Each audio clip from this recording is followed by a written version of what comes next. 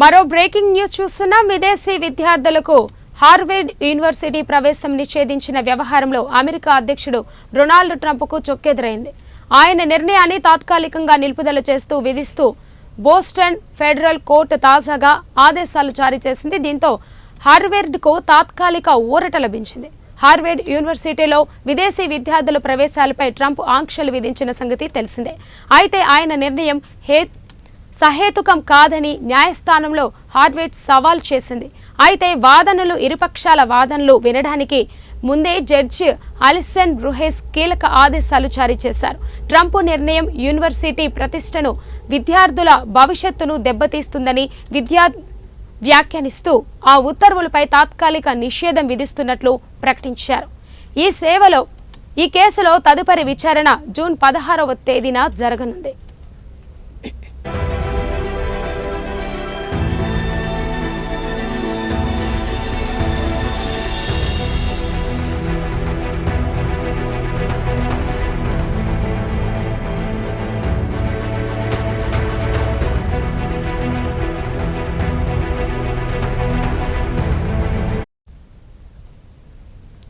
Harvard విదేశీ విద్యార్థులను చేర్చుకోవడానికి ఉన్న అనుమతిని రద్దు చేస్తూ ట్రంప్ తీసుకున్న నిర్ణయాన్ని ఇప్పటికే ఫెడరల్ కోర్టు అడ్డుకున్న సంగతి తెలిసిందే. ఈ క్రమంలోనే యూనివర్సిటీలో చదవాలనుకునే విదేశీ విద్యార్థుల వీసాలపై ఆంక్షలు విధిస్తూ ఓ కార్యనిర్వహణ ఉత్తర్వులపై ట్రంప్ సంతకం చేశారు.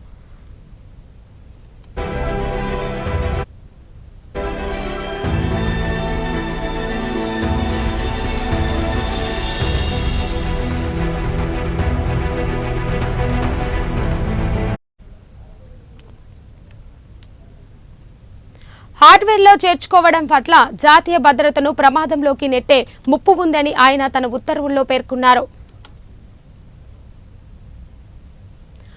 అమెరికాలోని అతి పురాతనమైన యూనివర్సిటీగా హార్వర్డ్కు పేరుంది. అయితే ట్రంప్ అధికారంలోకి వచ్చాక ఈ యూనివర్సిటీ లక్ష్యంగా పలు నిర్ణయాలు తీసుకున్నారు.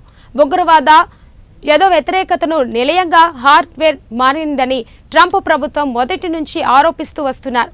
ఈ క్రమంలోనే హార్వర్డ్ విశ్వవిద్యాలయానికి ఇచ్చిన $2.2 బిలియన్ కోత విధించిన ట్రంప్ ప్రభుత్వం ఆపై మరో $450 మిలియన్ గ్రాంట్లను నిలిపివేసింది. విదేశీ విద్యార్థుల అక్రమ హింసాత్మక కార్యకలాపాల రికార్డులను సమర్పిస్తేనే కొత్తగా విదేశీయులు చేర్చుకునేందుకు అనుమతిస్తామని వైట్ హౌస్ హార్వర్డ్ విశ్వవిద్యాలయానికి స్పష్టం చేసింది.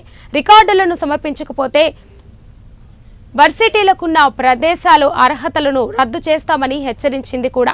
అదే సమయంలో విశ్వవిద్యాలయంలో జాతి వివక్షపై ఫిర్యాదులు వచ్చాయని, వాటిపై ఫెడరల్ అధికారులు విచారణ ప్రారంభించారని పేర్కొంది.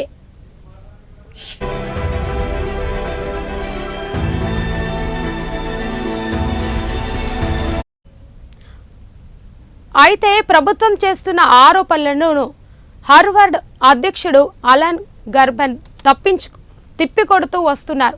ఏ రాజకీయ భావజాలంతో యూనివర్సిటీ పనిచేయట్లేదని, విద్యార్థులను ఎంపిక చేయడంలో తాము జాతిని కాకుండా వారి ప్రతిభ, ప్రత్యేక లక్షణాలను చూసి ఎంపిక చేస్తున్నామని స్పష్టం ఇచ్చారు. ప్రభుత్వ డిమాండ్లకు ఏమాత్రం తలొగ్గేది లేదని, తమ స్వతంత్ర రాజ్యాంగ హక్కుల విషయంలో రాజీ పడలేమని పేర్కొంది.